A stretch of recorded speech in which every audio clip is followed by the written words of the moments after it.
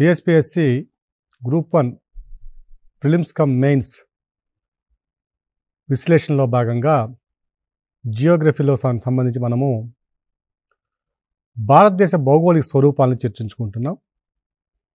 భారతదేశ భౌగోళిక స్వరూపాలను 5 రకాలుగా విభజించడం జరిగింది. హిమాలయాలు, ఉత్తర భారతదేశ మైదానాలు, ద్వీపకల్ప భారతదేశం, కోస్తా మైదానాలు లేదా తీర ప్రాంతాలు, దీవులు. ఇందులో 3వ సెక్షన్ అయినటువంటి ద్వీపకల్ప భారతదేశాన్ని మనం ఈరోజు చర్చించుకుంటున్నాం. Peninsular plate. ఇక్కడ భారతదేశాన్ని కనుక మనం పరిశీలించినట్లయితే 23.5 డిగ్రీల అక్షాంశం ఏదైతే ఉందో అది భారతదేశాన్ని 2 సమభాగాలుగా విభజిస్తుంది, 2 హాఫ్స్గా విభజిస్తుంది. భారతదేశం యొక్క మొత్తం వైశాల్యం 32,83,000 చదరపు కిలోమీటర్లు ఉంటే అందులో ఈ 23.5 డిగ్రీల రేఖాంశము 2 సమభాగాలుగా విభజిస్తుంది. అలాగే ద్వీపకల్ప భారతదేశం అని దేన్ని అంటున్నామంటే ఇక్కడ ఆరావళి పర్వతాలు, ఇక్కడ వింధ్య పర్వతాలు, సాత్పురా పర్వతాలు, ఈ పశ్చిమాన ఉన్నటువంటి పశ్చిమ కనుమలు, తూర్పున ఉన్నటువంటి తూర్పు కనుమలు, ఈ దిగువన ఉన్నటువంటి నీలగిరి పర్వతాలు. సో ఈ ప్రాంతాన్ని మనం ఏమంటున్నామంటే ద్వీపకల్ప భారతదేశం అంటున్నాం. ఏదైతే ఉందో ఈ ప్రాంతాల మధ్య విస్తరించి ఉన్న దాన్ని మనము ద్వీపకల్ప భారతదేశం అంటున్నాం. ఈ మొత్తం వైశాల్యం కనుక చూసినట్లయితే ఇది ద్వీపకల్ప భారతదేశం యొక్క వైశాల్యం 16 లక్షల చదరపు కిలోమీటర్ల వైశాల్యాన్ని కలిగి ఉంది. ఈ ద్వీపకల్ప భారతదేశం యొక్క సగటు ఎత్తు, యావరేజ్ హైట్ కనుక చూసినట్లయితే దీని ఎత్తు 600 నుంచి 900 మీటర్ల ఎత్తులో ఉంటుంది. ఈ నార్త్ సౌత్ ఎక్స్టెన్షన్ కనుక చూసినట్లయితే దీని పొడవు వచ్చి 1600 కిలోమీటర్లు. అట్లాగే ఈస్ట్ వెస్ట్ ఎక్స్టెన్షన్ కనుక చూసినట్లయితే, విస్తరణ కనుక చూసినట్లయితే ఇది 1400 కిలోమీటర్ల మేర విస్తరించి ఉంది. అలాగే ఈ ద్వీపకల్ప భారతదేశం అనేది ఏదైతే ఉందో ఈ ద్వీపకల్ప భారతదేశం అంతా కూడా one of the oldest saline topography of the world, అంటే అతి పురాతనమైనటువంటి భౌగోళిక స్వరూపం. ప్రీ కాంబ్రియన్ ఎరా అంటే దాదాపు 570 మిలియన్ల సంవత్సరాల క్రితం నుంచి కూడా ఇది ఏ రోజు కూడా సముద్ర భాగాన లేదా నీటి కింద ఉండలేదు. ప్రపంచవ్యాప్తంగా చూసినట్లయితే ఇటువంటి భూస్వరూపాలు చాలా స్వల్పంగా అరుదుగా ఉంటాయి. అలాగే ఈ ప్రాంతంలో భూపటలాన్ని కనుక మనం పరిశీలించినట్లయితే ఆర్చియన్ గ్రానైట్ శిలా వ్యవస్థ పూర్తి స్థాయిలో అభివృద్ధి చెందినటువంటి శిలా వ్యవస్థను కలిగినటువంటి భూభాగంగా దీన్ని మనము గమనించవచ్చు. 22 డిగ్రీల అక్షాంశం ఏదైతే ఉందో ఈ అక్షాంశం దిగువన ఉన్న ప్రాంతం అంతా కూడా ద్వీపకల్ప భారతదేశంగా మనం గమనించాలి. దాదాపు సగం వైశాల్యం కలిగి ఉంది. భారతదేశంలో అనేక రకాలైన భౌగోళిక స్వరూపాలను కూడా కలిగి ఉంది. మనకి వైవిధ్యభరితమైనటువంటి జీవ వైవిధ్యం కూడా ఉన్న ప్రాంతం ఇక్కడ చూసినామంటే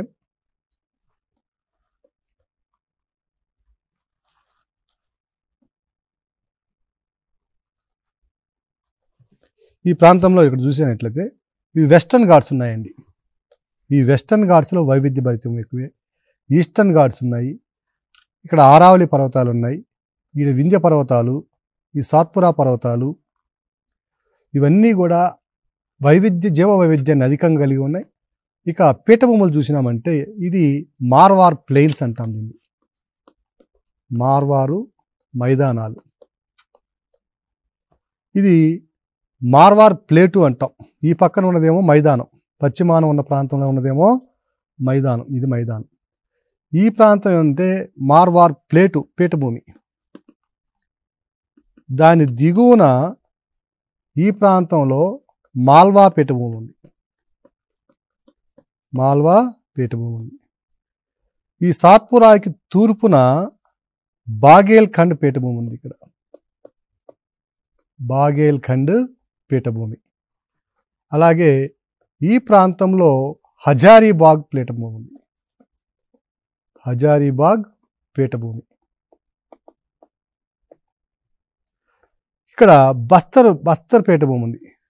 బస్తర్, ఛత్తీస్గఢ్లో ఉన్నటువంటి బస్తర్ వ్యాలీ, బస్తర్ పీఠభూమి ఉంది ఇక్కడ. ఇక ఇదంతా కూడా దక్కన్ పీఠభూమి అంటాం. దక్కన్ నాపలను నేను ఇంతకుముందు క్లాసులో మనం చదివున్నాం. ఇదంతా కూడా దక్కను పీఠభూమి ఉంది. ఇక్కడ అనేక నదులు జన్మిస్తున్నాయి. అన్నీ కూడా సీజనల్ రివర్స్. ఈ నదులు ఇక్కడ ఉన్నటువంటి అటవీ సంపద మూలంగా జీవ వైవిధ్యంతో పాటు మన మినరల్ రిసోర్సెస్ కూడా చాలా అధికంగా ఉన్నటువంటి ప్రాంతం ఇది. ఖనిజ వనరులు కనుక చూసినట్లయితే ఖనిజ వనరులు చాలా అధికంగా లభించే ప్రాంతం ఏమిటంటే ఈ ద్వీపకల్ప భారతదేశ పీఠభూమి. సో మనకి ఎగ్జామినేషన్ పాయింట్ ఆఫ్ వ్యూలో ప్రతి పీఠభూమి గురించి, అలాగే ఉన్నటువంటి ప్రతి కొండలు, గుట్టలు, పర్వతాల గురించి సమగ్రమైనటువంటి మనకి విశ్లేషణ అవసరం. ఇక్కడ మెయిన్స్ పాయింట్ ఆఫ్ వ్యూలో కూడా ఇక్కడ మనకి ఒక 2-3 ప్రశ్నలు రావడానికి అవకాశం ఉంది. ఆ సందర్భం వచ్చినప్పుడు వాటిని చర్చిద్దాం. ఈ పీఠభూములన్నిటిలో కూడా దేని యొక్క ప్రాముఖ్యత ఏమిటి అనేది కూడా మనకు చాలా ప్రధానమైన అంశం. ఫస్ట్ మనం కనుక తీసుకున్నట్లయితే మార్వార్ ప్లేటు, మార్వార్ పీఠభూమి.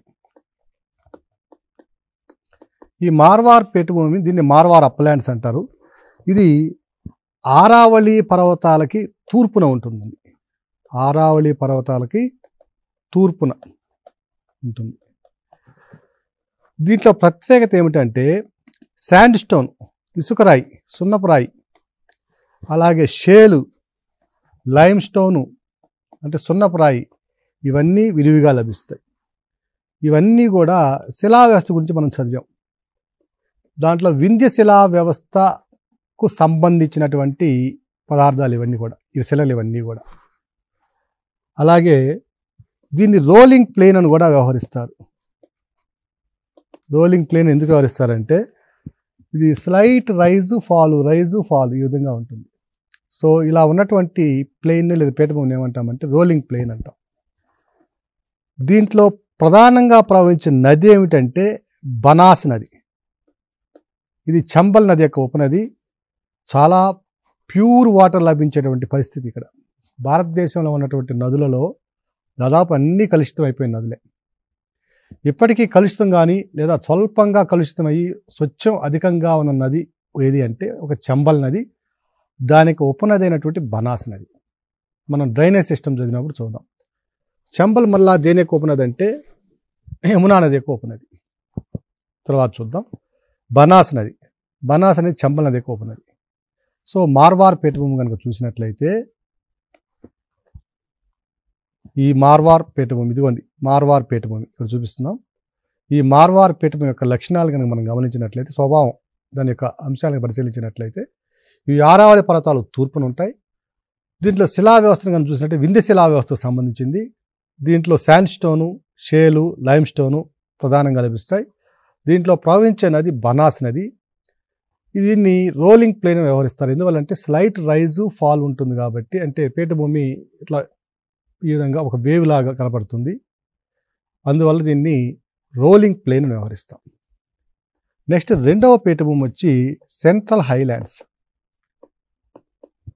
సెంట్రల్ హైలాండ్స్ అంటే మధ్య భారత పీఠభూమి అని కూడా అంటాం. దీన్ని మధ్య భారత పీఠభూమి అని కూడా అంటాం, సెంట్రల్ హైలాండ్స్. ఇది మార్వార్ పీఠభూమికి తూర్పున ఉంటుంది. మార్వార్ పీఠభూమికి తూర్పున ఉంటుంది. ఇది మార్వార్ పీఠభూమి. ఇదే మధ్య భారత పత్ర అని కూడా అంటాం దీన్ని. ఇది సెంట్రల్ హైలాండ్స్. దీన్ని మధ్య భారత్ పత్ర అని కూడా అంటారు. ఇది ఎక్కువగా మధ్యప్రదేశ్లో విస్తరించింది. మధ్యప్రదేశ్లో విస్తరించింది. దీంట్లో ప్రవహించే నది చంబల్ నది. చంబల్ నది. ఈ చంబల్ యొక్క ఉపనదులు కనుక చూసినట్లయితే కాళీ సింధు, ఇది డ్రైనేజ్ సిస్టంలో కూడా చదువుతాము, అయినా కూడా సబ్జెక్ట్ ఇంటిగ్రేట్ చేసుకోవడం కోసం చెప్తున్నట్టు అంశం ఇది. చంబల్ నది ఉపనది బనాసు, పర్బతి, పర్వాను. అభ్యర్థులు చాలా క్షుణ్ణంగా వీటన్నిటి అంశాలన్నీ కూడా గుర్తుపెట్టుకోవాలండి.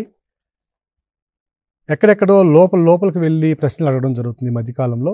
కాబట్టి ఈ అంశాలన్నీ కూడా చాలా చక్కగా జాగ్రత్త గుర్తుపెట్టుకోవాలి. చూసినట్టు చంబల్ నది యొక్క ఉపనదులు చూసినట్లయితే కాళీ సింధు, బనాసు, పర్బతి, పర్వాను, ఇవన్నీ కూడా ఈ పీఠభూమి గుండా, మధ్య భారత పీఠభూమి గుండా ప్రయాణిస్తాయి.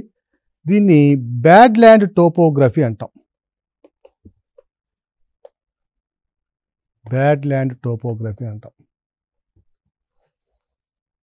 ఎందువల్ల బ్యాడ్ ల్యాండ్ టోపోగ్రఫీ అంటామంటే, ఈ చంబల్ నది ఏదైతే ఉందో ఇది తీవ్రమైనటువంటి క్రమక్షయాన్ని కలుగు చేస్తుంది. ఇక్కడ క్రమక్షయాన్ని కలుగు చేసి సూదులు మోసినటువంటి, అంటే రాళ్ళు ఎలా తయారవుతాయంటే ఇట్లా సూదులాగా పైకి వచ్చింటాయి. అంటే పైన ఉన్నటువంటి మెత్తటి మన్ను పదార్థం అంతా కూడా క్రమక్షయం చెందించబడి సూది మొదలైనటువంటి రాళ్ళు కన్నా కూర్చుగా ఉన్నటువంటి రాళ్ళు మాత్రమే ఇక్కడ పైన చాలా ప్రాంతాల్లో దర్శనమిస్తాయి. కాబట్టి దీన్ని బ్యాడ్ ల్యాండ్ టోపోగ్రఫీ అంటాం. సో మధ్య భారత్ పత్తరు లేదా సెంట్రల్ హైలాండ్స్లో బ్యాడ్ ల్యాండ్ టోపోగ్రఫీ ఏర్పడడానికి క్రింది వారిలో కారణం ఏది అంటాడు.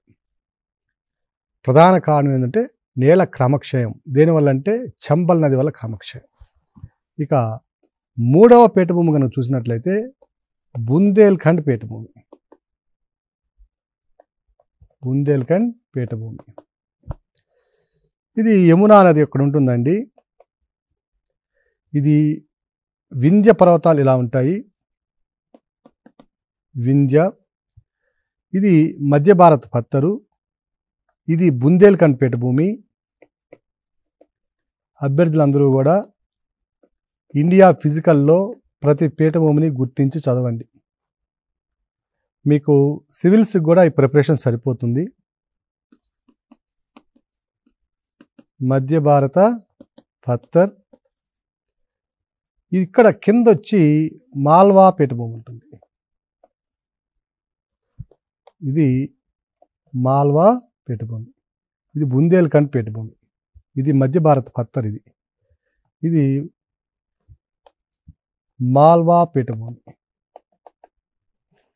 సో ఈ బుందేల్ఖండ్ పీఠభూమి యొక్క అంశాలను కనుక మనం పరిశీలించినట్లయితే ఇవి యూపీ మరియు నార్దర్న్ ఎంపీ, యూపీ మరియు నార్దర్న్ ఎంపీలో విస్తరించింది. ఉత్తరప్రదేశ్లో ఉండేటటువంటి ఒక సౌత్ ఈస్ట్ యూపీ, ఇంత లోపలికి అవసరం లేదు. బుందేల్ఖండ్ పీఠభూమి ఏ ఏ రాష్ట్రాల్లో విస్తరించిందంటే చాలు మనకి. ఉత్తరప్రదేశ్, మధ్యప్రదేశ్. ఉత్తరప్రదేశ్లో ఆగ్నేయ ఉత్తరప్రదేశ్, మధ్యప్రదేశ్లో నార్దర్న్ మధ్యప్రదేశ్, ఉత్తర మధ్యప్రదేశ్, ఈ రెండు ప్రాంతాల్లో విస్తరించి ఉంది. దీంట్లో యమునా నది దీని గుండా ప్రయాణిస్తుంది. అట్లాగే బెట్వా, దాసన్, కెన్, ఇవన్నీ కూడా యమునా నది యొక్క ఉపనదులు. యమునా నది ఉపనదులు ఇవన్నీ కూడా. సో యమునా నది యొక్క ఉపనదులు అంటే బెట్వా, దాసన్, కెన్ అనే ఈ మూడు నదులు కూడా ఈ బుందేల్ఖండ్ పీఠభూమి గుండా ప్రయాణిస్తాయి. ఇది కూడా చాలా ప్రాచీనమైనటువంటి పీఠభూమి, అంటే ఓల్డ్ సెలైన్ టోపోగ్రఫీ. చాలా ప్రాచీనమైనటువంటి పీఠభూమి. సో బుందేల్ఖండ్ పీఠభూమిని చూసినట్లయితే మధ్య భారత పత్రిక దిగువన, మాల్వా పీఠభూమికి ఎగువన ఉంటుంది. ఇది దీనిలో వింధ్య పర్వతాలకి దగ్గరగా ఉంటుంది పీఠభూమి. దీనిలో ప్రవహించే నదులు కనుక చూసినట్లయితే బెట్వా, దాసన్, కెన్, ఈ నదులన్నీ కూడా దీని గుండా ప్రయాణిస్తున్నాయి. అట్లాగే చాలా ప్రాచీనమైన ఓల్డ్ సెలైన్ టోపోగ్రఫీ ఇక్కడ. నెక్స్ట్ పీఠభూమిని కనుక మనం చూసినట్లయితే మాల్వా పీఠభూమి. మాల్వా పీఠభూమి. ఇదిగోండి మాల్వా పీఠభూమి, గమనించారు కదా, మాల్వా పీఠభూమి. ఇది ఆరావళి పర్వతాలకి, దీనికి పశ్చిమాన ఆరావళి పర్వతాలు ఉంటాయి. దీనికి పశ్చిమాన ఆరావళి పర్వతాలు ఉంటాయి. సో వెస్ట్లో ఆరావళి పర్వతాలు, ఇంకా తూర్పున వచ్చేసరికి బుందేల్ఖండ్ పీఠభూమి హద్దులుగా, అంటే సరిహద్దులుగా ఉంటాయి పీఠభూమి. దీని యొక్క ప్రత్యేకత ఏమిటంటే దీనిలో ప్రవహించే నదులు వెస్ట్ వర్డ్, అంటే పశ్చిమానికి ప్రయాణిస్తాయి ఈ పీఠభూమి గుండా. ఆ నదులు ఏంటంటే నర్మదా, తపతి ఈ పీఠభూమి గుండా ప్రయాణించి అరేబియా సముద్రం కలుస్తాయి. అలాగే తూర్పుకు కూడా ప్రయాణిస్తాయి కొన్ని. అవి ఏమిటంటే చంబలు, బెట్వా, కెన్ను, ఈ నదులన్నీ కూడా యమున, ఇవన్నీ కూడా తూర్పుకు ప్రయాణిస్తాయి. యమున. ఈ క్రింది ఏ పీఠభూమి ఇరువైపులకి నదీ వ్యవస్థను కలిగి ఉంది అంటాడు. అంటే బంగాళాఖాతం వైపుకి, అరేబియా సముద్రం వైపుకి. ఇవన్నీ కూడా కొంచెం సివిల్స్ లెవెల్లో వచ్చేటువంటి ప్రశ్నలు, లేదంటే స్టేట్మెంట్స్ ఇస్తాడు. ఆ స్టేట్మెంట్స్లో రైట్ రాంగ్ కూడా మనం నిర్ణయించాల్సిన పరిస్థితి వస్తుంది. సో ఏ పీఠభూమి గుండా నదీ వ్యవస్థ తూర్పుకి మరియు పశ్చిమానికి వెళ్తుంటే అది మాల్వా పీఠభూమి. నర్మదా, తాపతి దీని గుండా ప్రయాణిస్తుంది. అలాగే మార్వార్ పీఠభూమి లాగే ఇది కూడా రోలింగ్ ప్లెయిన్, అంటే రోలింగ్ ప్లెయిన్ అంటాం దీన్ని. అంటే ఎలా ఉంటుందంటే స్లైట్ రైజ్ అండ్ ఫాల్ ఉంటుంది, కొద్దిగా పైకి కొద్దిగా దిగువకి, అంటే ఒక రోల్ చేసినట్లుగా ఉంటుంది. సో అందువల్ల దీన్ని రోలింగ్ ప్లెయిన్ అంటున్నాం. నెక్స్ట్ పీఠభూమి వచ్చి బాగేల్ఖండ్ పీఠభూమి. బాగేల్ఖండ్ పీఠభూమి. ఈ పీఠభూమి కూడా మధ్యప్రదేశ్ మరియు ఉత్తరప్రదేశ్లో విస్తరించి ఉంది. ఈ పీఠభూమి యొక్క ప్రత్యేకత ఏమిటంటే లైమ్ స్టోను, శాండ్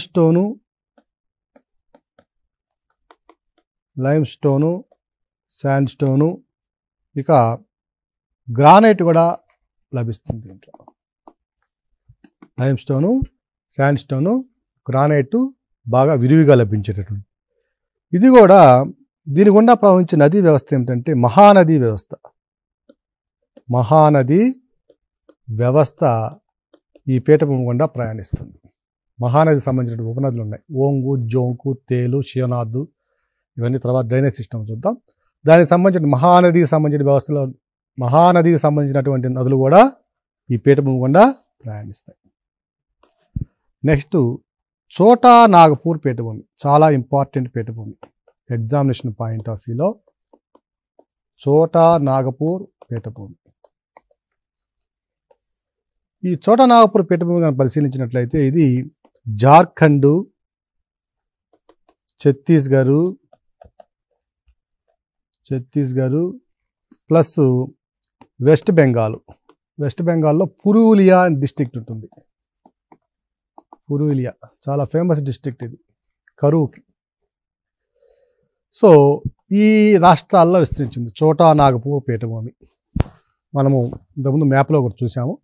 అభ్యర్థులు మరలా ఒకసారి మీ అట్లాస్లో కూడా చూసుకోండి దీన్ని.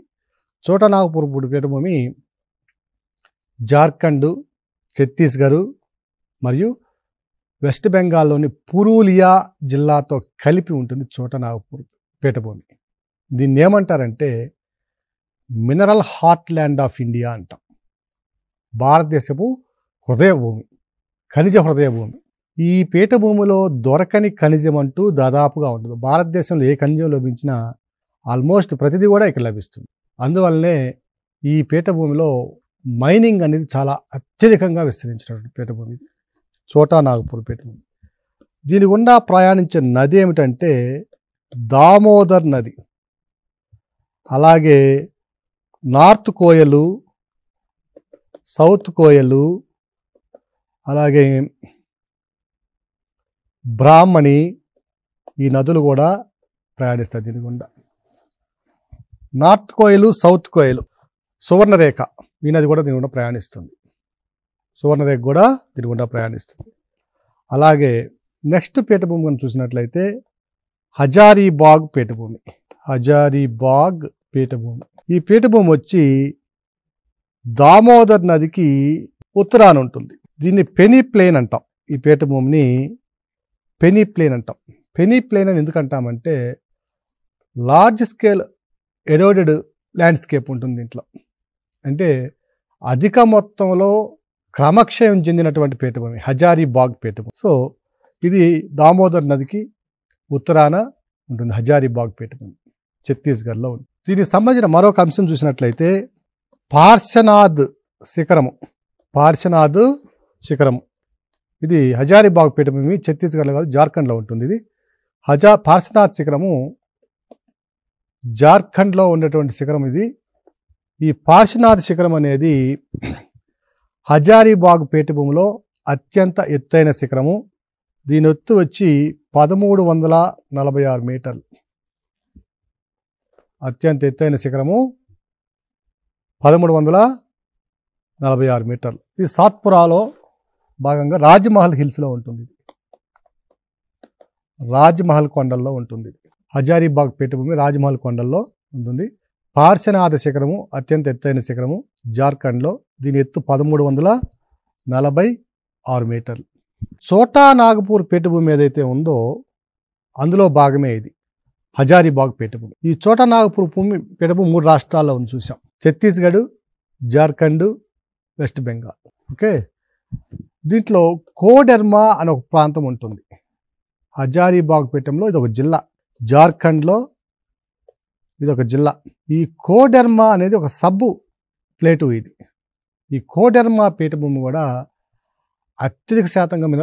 అత్యధికంగా మినరల్ రిసోర్సెస్ ఖనిజాలను కలిగి ఉంటుంది. మేఘాలయ ప్లేటు ఇది ఒక ప్రత్యేకమైనటువంటి పీఠభూమి. దీని ప్రత్యేకత ఏమిటంటే ఇది మేఘాలయ పీఠభూమి. దీని అంతా కూడా మనం ఉత్తర భారతదేశం అంటాం.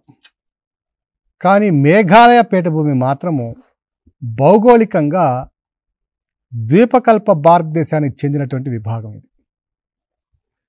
గత సెషన్స్లో మనం నేర్చుకున్నాం ఖండపలకల సరిహద్దుల వద్ద ఈ రెండు కూడా ఉత్తర భారతదేశము, దక్షిణ భారతదేశము అంటే ద్వీపకల్ప భారతదేశం రెండు కూడా కలిసి ప్రస్తుతం ఉన్నటువంటి ఇండియాగా మారింది అని చెప్పుకున్నాం. ఈ ఇండియాగా మారే క్రమంలో ఈ ప్రాంతం మాత్రమే ఉత్తర భారతదేశం. ఇదంతా కూడా ద్వీపకల్ప భారతదేశంలో భాగమే. సో మేఘాలయ ఉండడానికి ఉత్తర భారతదేశం లేదా ఈశాన్య భారతదేశంలో ఉన్నప్పటికీ భౌగోళికంగా శిలా విస్తృతి పరంగా అది దేనిలో అంతర్భాగంగా ఉంది అంటే ద్వీపకల్ప భారతదేశంలో అంతర్భాగంగా ఉంది. దీనికి ఎవిడెన్స్ ఏమిటంటే ఇక్కడ ఉన్న శిలా వ్యవస్థ, ఈ ప్రాంతంలో ఉన్న శిలా వ్యవస్థ అంటే ఈ ప్రాంతంలో ఉన్న శిలా వ్యవస్థ రెండు ఒక్కటే. So Meghalaya plate. So the only state of the 7 sisters of the entire northeastern India it is a part of peninsular plate.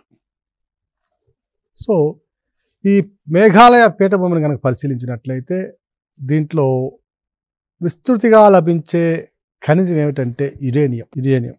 వీటితో పాటుగా ఆర్చియన్ శిలా వ్యవస్థ ఉంది, క్వార్జ్ లభిస్తుంది, అక్కడ షేలు, సిస్టు, ఈ మూలకాలన్నీ కూడా ఈ ప్రాంతంలో లభిస్తాయి, మేఘాలయ ప్లేటులో లభిస్తాయి.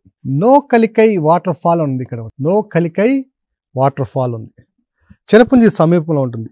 ఇది ఒక ప్లంజ్ వాటర్ ఫాల్. ఇది ఈస్టర్న్ కాశీ హిల్స్లో ఉంది, అంటే తూర్పు కాశీ కొండల్లో ఉంది. నిన్న చూసామండి, ఇంతకుముందు క్లాసులో చూసాం మనం. ఈడ గారో, కాశీ, జాంతియా హిల్స్ ఉంటాయి. ఈ తూర్పు కాశీ కొండల్లో, కాశీ కొండలు కూడా తూర్పు కాశీ కొండలు, పశ్చిమ కాశీ కొండలు ఉంటాయి. తూర్పు కాశీ కొండల్లో షిల్లాంగ్ ఉంది, మేఘాలయ రాజధాని షిల్లాంగ్ ఉంది. ఇక్కడ ఉండేటువంటి తూర్పు కాశీ కొండల్లో నోకలికై వాటర్ ఫాల్ వచ్చి చూడండి, నోకలికై వాటర్ ఫాల్ ఇది ప్లంజ్ వాటర్ ఫాల్ అంటాం దీన్ని, జలపాతము. ఇది భారతదేశంలోనే అత్యంత ఎత్తైనటువంటి జలపాతం. It is the tallest plunge water fall the entire India. గుర్తుపెట్టుకోండి, తూర్పు కాశీ కొండల్లో ఉంటుంది. ఇక్కడే మరొక జలపాతం కూడా ఉంది, ఏనుగు జలపాతం అంటాం.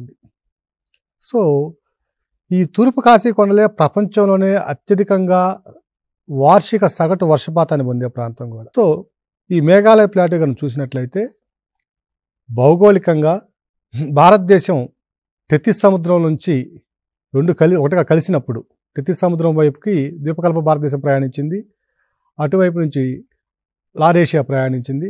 రెండు కూడా ఒకదానితో ఒకటి కలిసిన తరువాత ప్రస్తుతం ఉన్నటువంటి భారతదేశం ఏర్పడింది. సో ఇక్కడ ఉన్నటువంటి భారతదేశంలో ఉన్నటువంటి ద్వీపకల్ప భారతదేశంలో ఉన్నటువంటి భాగమే, మేఘాలయ ప్రాంతమే ఈశాన్య భారతదేశంలో చేరింది. అభ్యర్థులు గమనించాలి మరొకసారి, ఈశాన్య భారతదేశంలోని ఏ ప్రాంతము భౌగోళికంగా ద్వీపకల్ప భారతదేశానికి చెందింది అంటే అది మేఘాలయ ప్రాంతము. మేఘాలయలో ఉన్నటువంటి గారో, ఖాసీ, జాంతియా కొండలు కూడా ఇందులో భాగమే, ద్వీపకల్ప భారతదేశంలో భాగమే. అభ్యర్థులు మళ్ళీ గుర్తుపెట్టుకోవాలి. సో ఇక్కడ లభించే మూలకాలు చూస్తే యురేనియం, ఆర్చియన్ శిలా వ్యవస్థలో ఉండే గ్రానైట్స్, క్వార్జి, షేలు, సిస్టు మొదలైనవి లభిస్తున్నాయి. అలాగే ఈ ప్రాంతము అత్యధిక సగటు వర్షపాతాన్ని పొందే ప్రాంతము. దేశంలోనే అత్యంత ఎత్తైనటువంటి waterfall, Nohkalikai waterfall కూడా ఇందులో భాగంగా ఉంది. ఇక చివరిది దక్కన్ ప్లేటు, దక్కన్ పీఠభూమి. దక్కను పీఠభూమి. ఈ దక్కన్ పీఠభూమి ఎక్కడ విస్తరించింది అంటే ఇది వింధ్య సాత్పురా పర్వతాలు దిగువన, ఇవి వింధ్య పర్వతాలు, ఇవి సాత్పురా పర్వతాలు, దీనికి దిగువన ఉన్నటువంటి ప్రాంతం దక్కన్ పీఠభూమి. దీని యొక్క వాలు ఎలా ఉంటుందంటే నార్త్ వెస్ట్ నుంచి సౌత్ ఈస్ట్కి ఉంటుంది, అంటే వాయువ్యం నుంచి ఆగ్నేయంకి ఉంటుంది. ఎందుకు చెప్తున్నానంటే ప్రీవియస్ సివిల్స్కి వచ్చిన వాయువ్యం నుంచి ఆగ్నేయంకి ఉంటుంది. సో ఆల్మోస్ట్ ఫ్లోయర్ రివర్స్ అన్నీ కూడా ఇదే పద్ధతిలో ప్రయాణిస్తాయి. ఉదాహరణ గోదావరి తీసుకోండి, కృష్ణా తీసుకోండి. సో ఈ రెండు నదులు కూడా ఇదే డైరెక్షన్లో ప్రయాణిస్తాయి. మీరు అబ్జర్వ్ చేయండి, కావాలంటే అట్లాస్ పెట్టుకొని చూడండి, గమనిస్తుంది. దీంట్లో దక్కన నాపల శిలా వ్యవస్థ విస్తృతంగా అభివృద్ధి చెందింది. బసాల్ట్ శిలలు పోయిన గతంలో మనం దీని గురించి చర్చించుకున్నాం. బసాల్ట్ శిలా వ్యవస్థ అధికంగా అభివృద్ధి చెందింది. ఈ దక్కన్ నాపల్లో ఉన్నటువంటి భూములు కనుక పరిశీలించినట్లయితే ఇవన్నీ కూడా నల్లరేగడి భూములు, నల్లరేగడి నేలలు అధికంగా అభివృద్ధి చెందాయి. ఇక్కడ 145 మిలియన్ల సంవత్సరాల క్రితం నుంచి ఒక 65-66 మిలియన్ల సంవత్సరాల మధ్యకాలంలో ఇక్కడ అగ్నిపర్వత విస్ఫోటన ప్రక్రియ వల్ల ఏమవుతుందంటే ఈ ప్రాంతం అంతా కూడా ఏమైందంటే ఈ దక్కన్ నాపల ప్రాంతంలో బసాల్ట్ శిలలు పూర్తి స్థాయిలో అభివృద్ధి చెందాయి. ఈ ప్రాంతంలో ఉన్నటువంటి నీటి వనరులు కొంచెం స్వల్పంగా తక్కువగా ఉంటాయి భారతదేశంలో. ఎడారి అంటే కరువు ప్రాంతంగా మారడానికి అవకాశం ఉన్నటువంటి ప్రాంతం కూడా ఈ దక్కన్ పీఠభూమి. నదులు వీటి నుంచి ప్రవహిస్తున్నప్పటికీ ఆ నదీ నీటి యొక్క వినియోగం తక్కువ స్థాయిలో ఉన్నటువంటి ప్రాంతం ఇది. ఉదాహరణకి మహారాష్ట్రలోని విదర్భ ప్రాంతము, ఆ ప్రాంతాలన్నీ, తెలంగాణలో ఉన్నటువంటి పశ్చిమ తెలంగాణ ప్రాంతము.